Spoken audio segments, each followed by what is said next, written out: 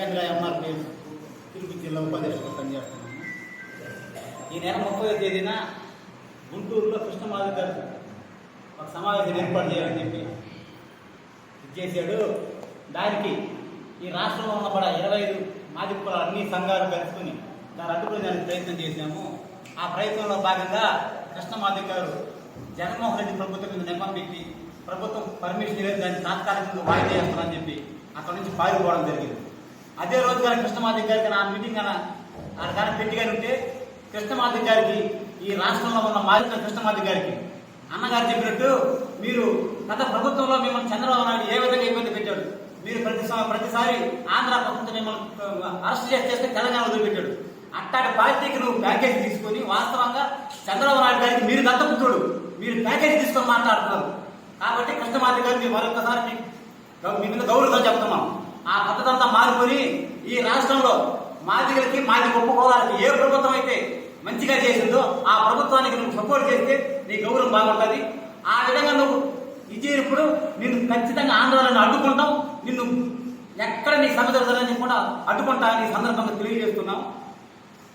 గోపి మాదిగా, నేను MRPS founder member Usurupati Brahmaiah Madiga గారి నాయకత్వంలో ఈ జిల్లా అధ్యక్షులుగా బాధ్యత వహిస్తూ ఉన్నా.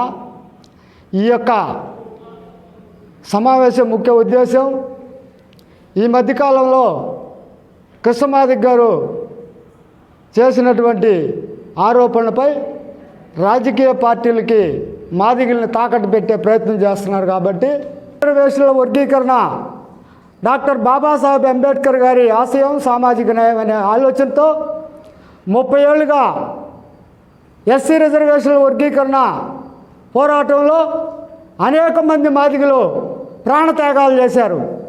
అనేక మంది మాదిగలు మాతో సహా అనేక సార్లు జైలు పాలైనటువంటి చరిత్ర.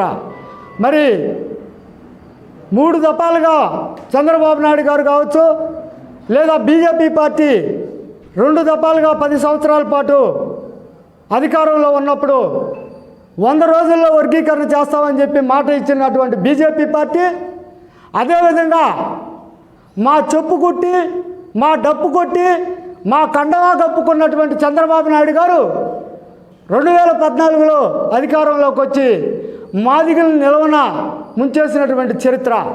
మరి ఇన్ని విధాలుగా మాదిగల్ని బీజేపీ పార్టీ కావచ్చు, లేదా టీడీపీ పార్టీ కావచ్చు, మాదిగల్ని అన్ని విధాల జైలు పాలకు కావచ్చు, లేదా ప్రాణత్యాగాలకు కావచ్చు అనేక సార్లు ఇబ్బంది పెట్టినటువంటి చరిత్ర.